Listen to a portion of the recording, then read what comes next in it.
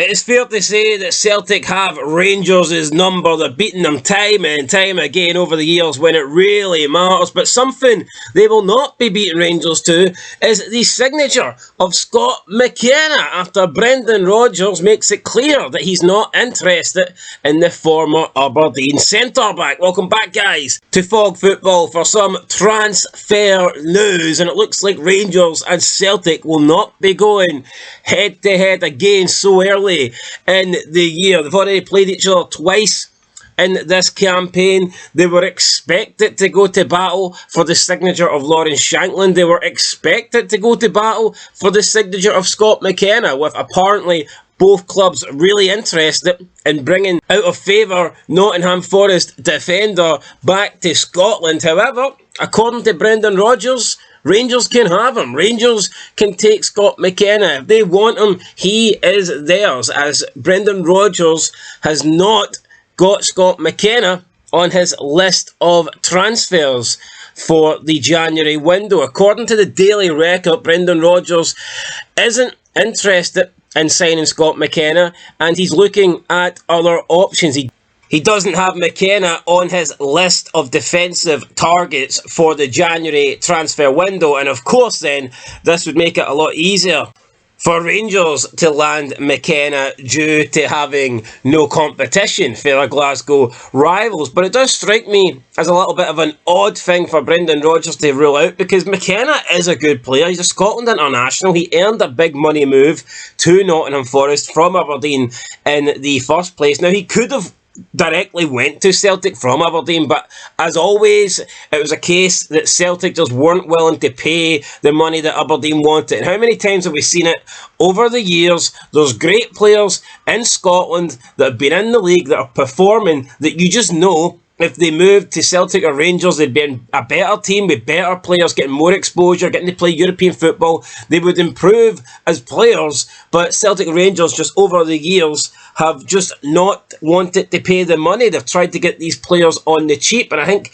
the last really good player that was let slip through the SPFL fingers, so to speak, was Lewis Ferguson. He's someone that we think we wanted to remain in Scotland. He was such a great talent. There was always rumours linking him to Rangers, but Aberdeen wanted 2.5 million, 2 million. Rangers didn't want to pay that. They wanted him on the cheap. And now look at him, he's went to Bologna, he's captain in Bologna, he's scoring winning goals against some of the best teams in Serie A. He's always being linked now, always rumours of Lewis Ferguson going to Inter or going to AC or going to Juventus, and you just wonder, why haven't these clubs learnt their lesson?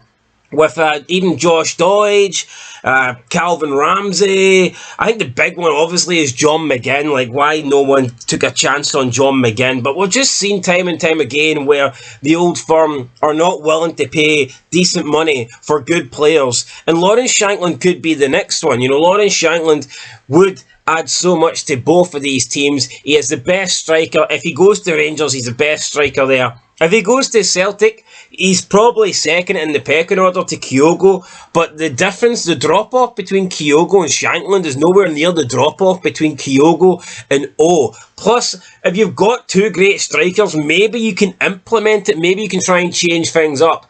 Brendan Rodgers doesn't really do that right now, but that's because he's got Kyogo and he's got O. Is it really worth tampering? Is it really worth getting in another striker when that striker is O? Potentially, if Brendan Rodgers had Shankland, he could experiment. He could go two up front, because it would be worth customising the team. It would be worth changing things up, mixing things up, maybe sacrificing a player elsewhere in order to have Kyogo and Shankland, two goal-scoring machines, playing up front. And I think if Celtic did have those two, for me, that would probably be their best partnership up front, and probably since the Larsson days. So Larsson and Sutton, or Larsson and Hartson. So I think if Shankland goes to Celtic, it is a game changer. But if he goes to Rangers, it's also a game changer, because he is such an improvement on what they currently have. But let's talk about Scott Mckenna. Can Rangers get him? Absolutely they can. His contract with Nottingham Forest is up come the end of the season. Now that means he's got about 6 months left. Now they could get him on a pre-contract, I guess, but there's also the option of taking him on loan, and then at the end of the season, if things work out, if he has a successful 6-month loan period, they could then sign him for nothing, because it looks like Nottingham Forest aren't going to offer him a new contract. It looks like they're willing to let him go. It's just a matter of, do Rangers want to pay money to get him right now, or do they just want to wait to the summer, or could they possibly have some sort of loan deal where they can maybe pay a little bit of money to Nottingham Forest and then try and make the signing permanent come the season? Now, do Rangers need Mckenna? I don't say they need Mckenna, but I think McKenna's certainly a good enough player that he would add to any squad in Scotland, even if he's not going to be a starter. And I think it's hard to say he wouldn't start for either side. Let's keep it real. I think he starts for both Celtic and Rangers. I mean, is he better than what Celtic have? Is he better than what we've seen from Scales and now Rocky and Lagerbielke? For me, yes. I don't care if Scales is having a decent spell right now. I think McKenna is better. Then you look at the Rangers team. I mean, you've got Balogun. A lot of people like him. The guy's 35. He's not going to be around forever. Scott McKenna is nearly 10 years younger than him. So for me, that's an upgrade. You have got Davis, who's just never really cut it at Rangers. Never looked comfortable. Never looked confident. Always looks like a bit of a bomb scare. Connor Goldson is deemed to be Rangers' best defender. But how many times has he helped alongside Tavernier concede goals? How many times have Rangers lost goals down that right-hand side? And a lot of times, Connor Goldson is the culprit. There's so many times where he just gives up on plays and looks like he can't be arsed. Is he a good player? I think so. But does he look really, really vulnerable? Does he make a lot of mistakes at the back sometimes? Absolutely, yes. And then you've got John Souttar, who I'm a big fan of, but you know, he's never fit. He's never able to stay injury-free. And again, at Rangers, he's always had a mistake in him. He's always looked dodgy at times.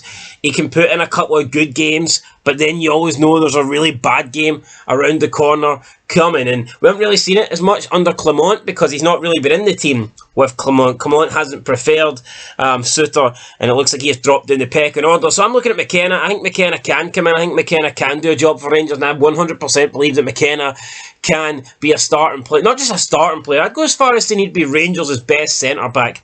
Would he be better than Celtic's best centre-back? Carter Vickers is probably better, but we haven't really seen much from him this season. Obviously, he's been dealing with injuries. He's not really been fit. But for me, no, Scott McKenna, he's proven it.